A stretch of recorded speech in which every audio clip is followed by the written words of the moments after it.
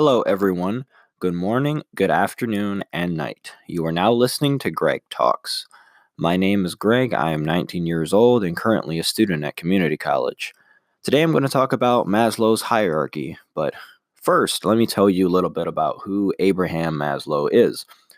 So, Abraham Maslow, he starts out with this quote saying that the story of the human race is the story of men and women selling themselves short. Very powerful quote. So, the modern era gave birth to a new field of research, the study of human behavior, or psychology as it is called. Other psychologists back in the day did not really focus on what made people happy or unhappy. They just said if something's wrong with you, then we need to open you up and figure out what's wrong with you so you can get back to acting quote unquote normal. Other psychologists back in the day did not focus on that sort of the psychological aspect. One of the earliest psychologists to focus attention on happy individuals and their psychological trajectory was Abraham Maslow, as he is now known for his hierarchy of needs, which I'm going to get into later. Being inspired from the work of Erich Fromm, who was a humanistic psychologist, Maslow insisted that the urge for self-actualization is deeply entrenched in the human psyche. However, only once the powerful needs for food, security, and love and self-esteem are satisfied can one fully attain self-actualization. So through this hierarchy of needs, Maslow combined the ideals of earlier psychologists like Sigmund Freud, who focused on the more basic human instincts, and he combined his mentor's ideology, Erich, who worked on more the upbeat senses for human desire for happiness, and put them together in his hierarchy of needs. Human life, he mentioned that human life will never be understood unless its highest aspirations are taken into account. And he was one of the few individuals that understood that. So Abraham Maslow essentially made self-fulfillment and the study of happiness a central part of his life's work. In a break from other experts of his time, he definitely wanted to understand what motivated the great people of history and to understand human potential over everything else. He wanted to know what humans were capable of within their healthiest versions of themselves. So, just a little bit of background on Abraham Maslow in terms of his personal life. He did studies in psychological health and happiness, and found that they were rooted in a surprisingly sad and frustrating early life. His father was frequently absent physically as well as emotionally, while Abraham definitely expressed a lot of hatred towards his mother, calling her a schizophrenic and an ignorant and cruel person. He was largely socially isolated as a Jew in a non-Jewish community, and while he was later tested at an IQ level of 195, he did find himself on academic probation during his freshman year of college, which he left only to go on to quit law school. And then after a few weeks at Cornell University, he didn't stay. But fortunately for us, a series of experiments redirected the course of Maslow's life. He gained a sense of purpose, mission, and a profound optimism that would color all of his theories and his works. So, as I mentioned before, Maslow definitely had wanted to go against a lot of traditional psychologies that Sigmund Freud had employed in the earlier days of the study of psychology. So a lot of his theories were essentially very optimistic about human nature and what humans were capable of. His theories kind of threw out, more traditional means, and they grew more from his intuitive hunch that deep down human nature is good or neutral and not just inherently bad or evil. He thought that Freudian psychologists, they placed too much emphasis on human weakness, obscuring a deeper understanding of psychological health. And he said this would be, in some sense, throwing out the baby with the bathwater, because how are you going to identify what's wrong with a person and not really know what motivates them or anything that drives them to do what they want to do within their lives? So, henceforth, Maslow felt that psychoanalysis and its emphasis on neuroses had its place, yet he did intend his studies on happiness and health to complement those of the established schools of psychology. And so he turned his attention towards what he saw as the best and brightest in human history and society in order to determine human potential. And from this point onwards of departure, he went on to create Maslow's hierarchy. Now, before I get into Maslow's hierarchy, just to discuss about psychology. So I did recently take a psychology class, and when we did go over like Maslow's hierarchy, um, you know, it definitely made me feel really bad though for all those people in the past though who kind of like had to get their head opened or go through a lot of inducing torture because people back in the day just did not really get what was wrong with them though. And I find it's not even funny though, but it's just really stupid though that people thought, oh, if I like take out a part of your brain or do a lobotomy, that it's going to like fix you though, because in all their infinite wisdom, they didn't think by taking out like a part of their brain it was going to affect their personality in any way. I mean, that's just dumb. Looking back on it, of course, they didn't have the science to know that that was wrong, but still, why would they even try to attempt to fix a person like that? I don't know. It's just really, really baffling to me. But anyway, getting on to Maslow's hierarchy, it's essentially a 5-stage model that can be divided into deficiency needs and growth needs. The first 4 levels are often referred to as deficiency needs, like I mentioned before, which are D needs for short, and the top level is known as growth or being needs, or B needs. Deficiencies mainly arise due to deprivation and are said to motivate people when they are unmet. And also, the motivation to fulfill those needs will become much stronger the longer the duration that they are denied.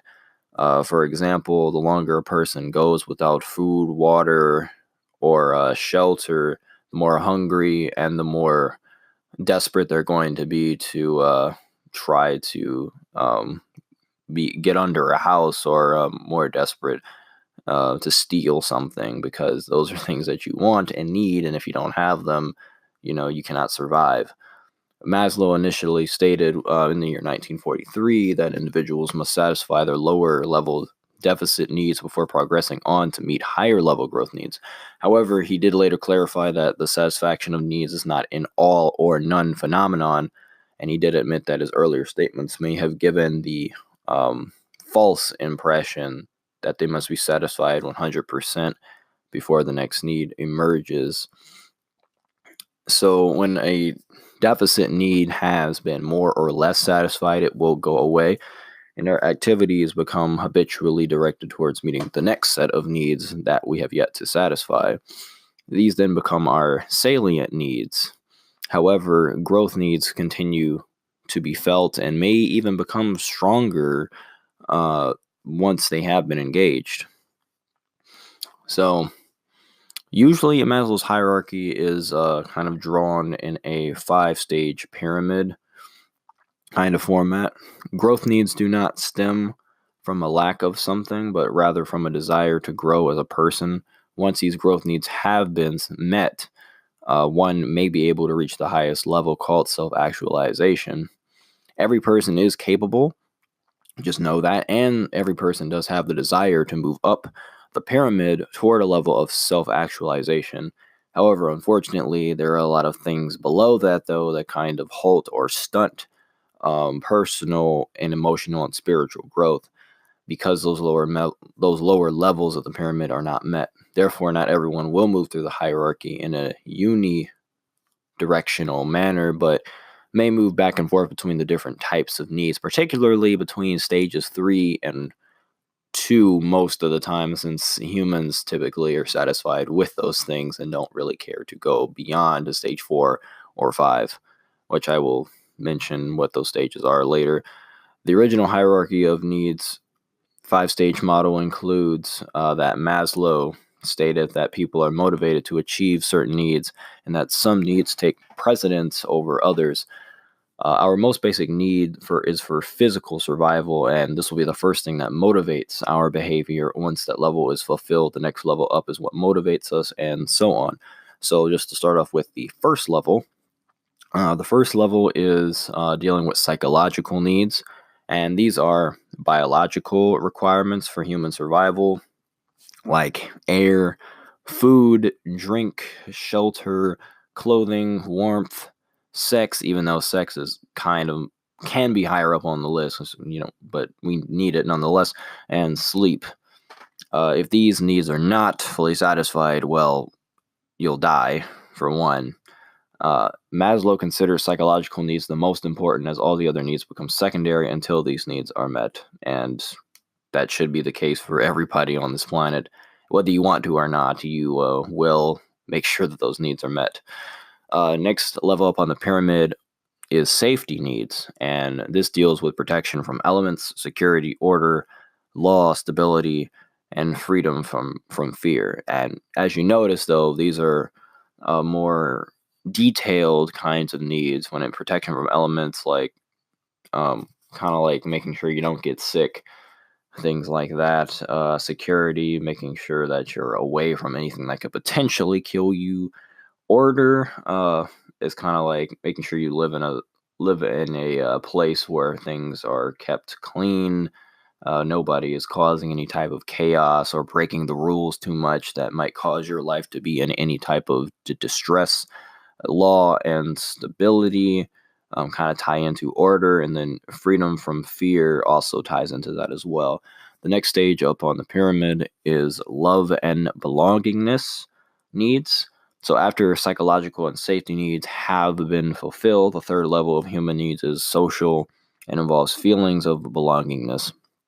The need for interpersonal relationships helps to motivate behaviors, and examples of this obviously include friendship, intimacy, trust, and acceptance, receiving and giving affection and love, and affiliating or being a part of a group, family, friends, and work. I think this is probably a lot of people get stuck on this level because a lot of people spend their whole lives trying to find people that they can be in communion with, because we are social creatures at our core. And without this, though, we don't think we can really, do a lot. I mean, you can do things on your own, though, but you could do so much more when you're a part of a group. And it also makes you feel safer because you have people to watch your back, opposed to you're alone and you're going places alone. You're more likely to be in danger or feel like you're in danger. The next level on Maslow's hierarchy is the esteem needs. Now, Maslow classified the esteem needs into 2 different categories. So the first category is esteem for yourself or oneself, which deals with your dignity, personal achievements, your mastery of things, and your overall independence. And the second category of the esteem needs deals with the desire for reputation or respect from others, status, and prestige. Maslow mainly indicated that for the need for respect or reputation is most important for children and teenagers specifically, and precedes a real self-esteem or dignity, because a lot of teenagers, and I would say technically teenagers more so than children, have more of this problem to where they're extremely self-conscious. A lot of them have social anxiety issues due to the fact they're going through puberty and they're experiencing a lot of hormonal changes that are making them feel emotions and things that they hadn't felt before when they were younger. As far as children go, children do like a lot of attention and they want to be noticed. So, they thrive off of impressing people or just being in the spotlight. Children love that. And without that, though, they get really sad because nobody's paying attention. Nobody's giving them the time of day. And that's why like a lot of babies cry and like a lot of children throw fits. It's because you're not giving them enough attention. And the last level, the highest level on the pyramid, is the self-actualization. And this deals with realizing personal potential, self-fulfillment, seeking personal growth and peak experiences, and overall a desire to become everything one is capable of becoming. This one is definitely a tough one, and only really those who are enlightened can achieve this, or those who have come to a point in their lives where they're all about, they feel like they've reached the peak of what they were meant to do. They feel like they're doing what they wanted to do.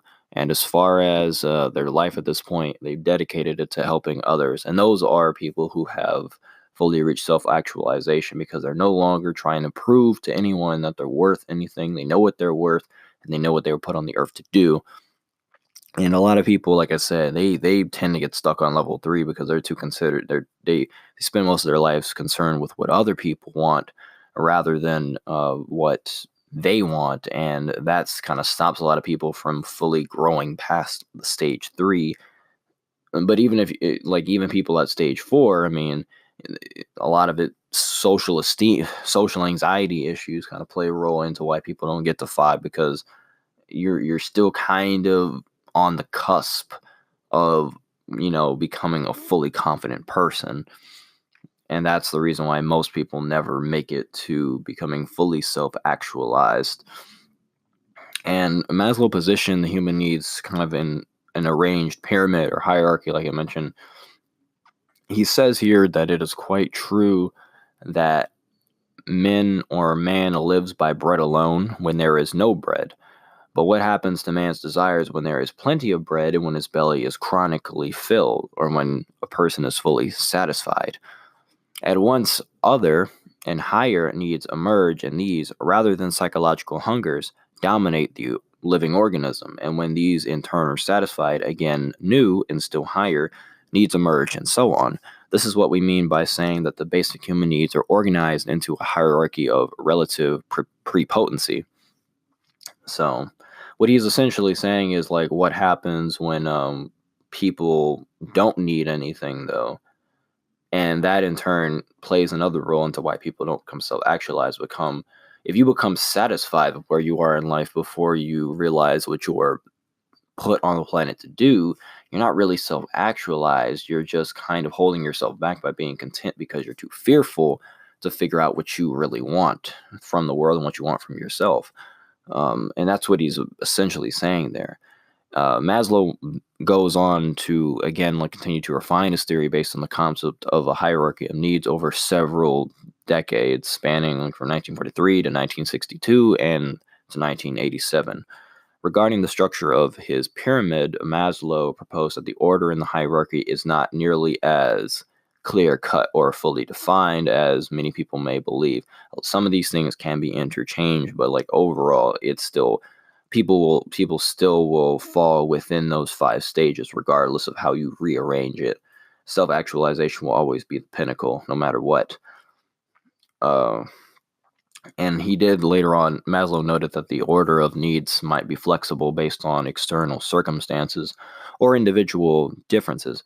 For example, he notes that for some individuals, the need for self-esteem is more important than the need for love. And I would definitely say I don't agree with that. But for others, the need for creative fulfillment may supersede even the most basic needs. And those are usually the people, like a lot of celebrities, will give up everything just to go off and then create art, which I do understand because I'm an artist myself. And sometimes I need to be alone. I need to be able to get away from people in order to make something that I deem satisfactory in my eyes. He also pointed out, Maslow did, that most behavior is multi-motivated, and noted that any behavior tends to be determined by several or all of the basic needs simultaneously rather than by only one of them. So overall, things to just take away from the hierarchy of needs is that human beings are motivated by stages of needs. It's not ever really clear cut. It's always a multiple variety of things that motivates people to become the people that they're going to become. Needs are organized in a hierarchy of prepotency in which more basic needs need more attention than the higher needs because, like I said before, you need the lower needs in order to survive. The order of needs is not rigid, but you can interchange some of the stages. But just know that self actualization will always be at the forefront, and psychological, not psychological, but physiological needs will always be the first thing that you always must pay attention to. And most behavior is multi-motivated, like I said before, nobody is motivated just by one single thing to survive. It's always a multitude of things. It's always behavior is a very complex thing. The human mind's a very complex thing. You can't bog it down with just one aspect of a person. It's always the whole of a person. You always got to look at everything in perspective. And that is simultaneously determined by more than one basic need. It is important to see how Maslow's 5-stage model has been expanded to include more cognitive and aesthetic needs and later transcendence needs. And so later on, there were changes to the original model. Like he ended up adding things like biological and psychological needs. Which is a part of the old model though, but other people do use this 8-stage model, but predominantly this was created in the 1960s and 70s, and most people, I mean, you can go by this, but just know that the original model, I think is a much better fit because it encompasses a lot of this. This is just more like a detailed 8-step stage instead of a 5-step stage. So like the first thing on here for the first level of this pyramid, the 8-stage pyramid, is biological and psychological needs, which are air, food, drink, shelter, warmth, sex, and sleep.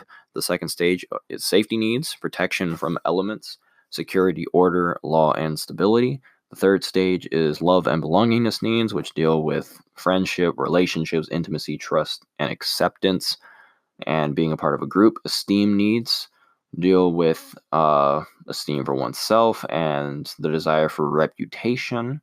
Now, here's a new one. This is cognitive needs, which deals with the knowledge and understanding and curiosity and exploration, which is the need for meaning and predictability, like knowing what's coming and not knowing what's not coming, essentially. And aesthetic needs, which is the appreciation and search for beauty, balance, and form, which I think is important because, as an artist, you want to be able to see the beauty in people, in the world, and in the things that you do and create. And then you get into self-actualization needs, which actually isn't the pinnacle on here, but it is right next to the pinnacle, which I'm about to get into. And self-actualization deals with realizing personal potential, self-fulfillment, seeking personal growth, and peak experiences, like I mentioned before.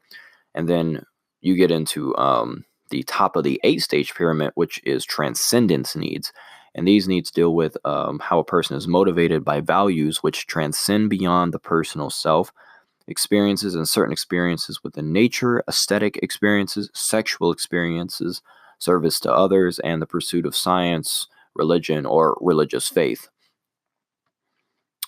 And, just to add on more to the self-actualization bit, it more so Maslow, instead of focusing on psychopathology and what goes wrong with people, he did want to formulate a more positive account of human behavior, which focused on what goes right. And like I said before, he was always more interested in the potential and how we fulfill that potential. He did state more on that human motivation is based on people seeking fulfillment and change through personal growth. Self actualized people are always going to be those who are fulfilled in doing all they were capable of and nothing more. The growth of self actualization, it refers to the need for personal growth and discovery that is present throughout a person's life. And for Maslow, a person is always becoming and never remains static in these terms. In self actualization, a person becomes more close to finding the meaning in life that is important to them.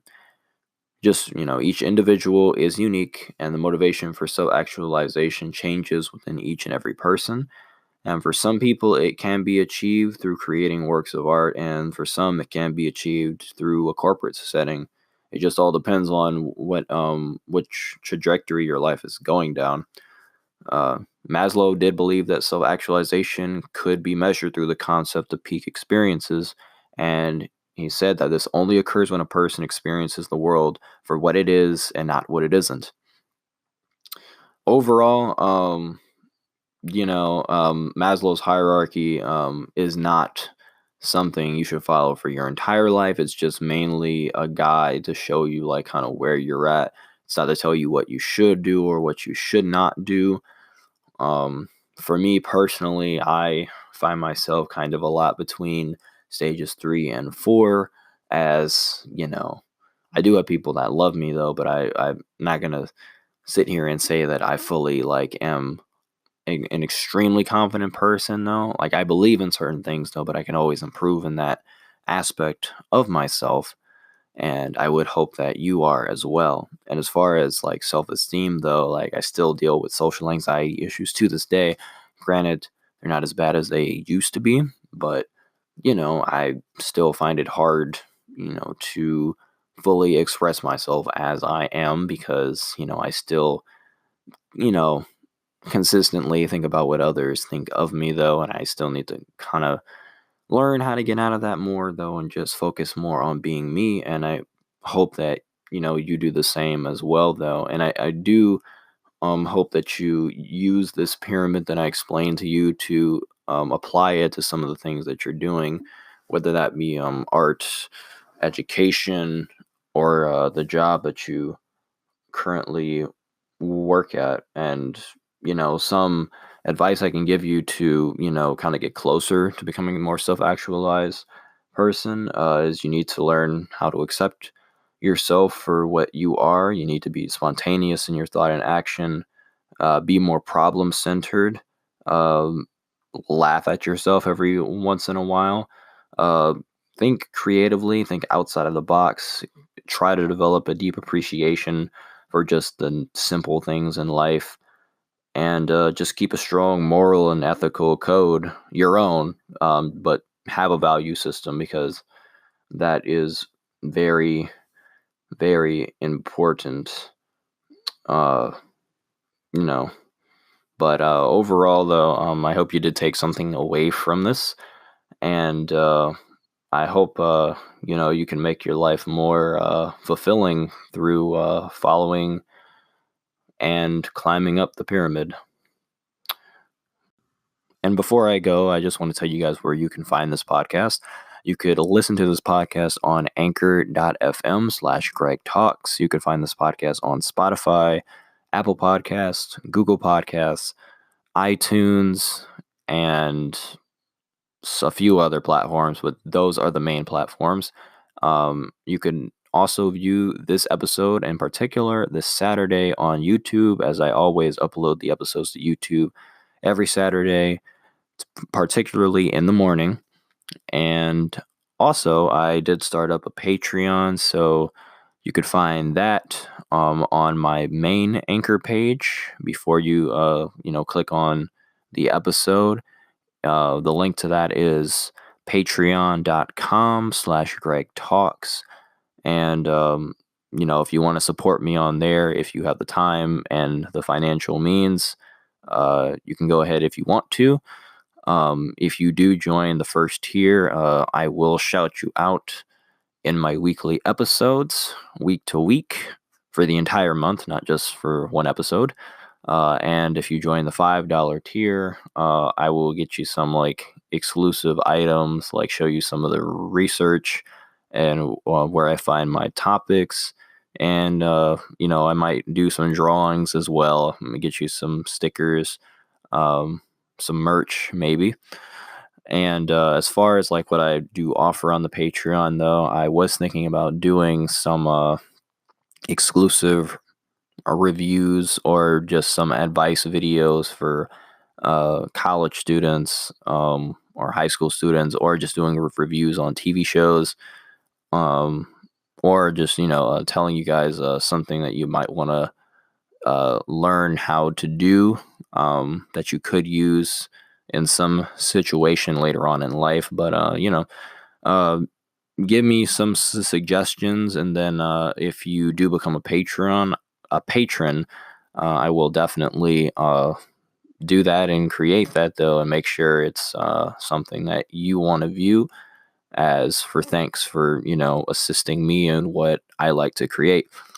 So with that, I hope you guys are having a wonderful day or a wonderful week wherever you are, and I will see you next week with a new topic. See ya.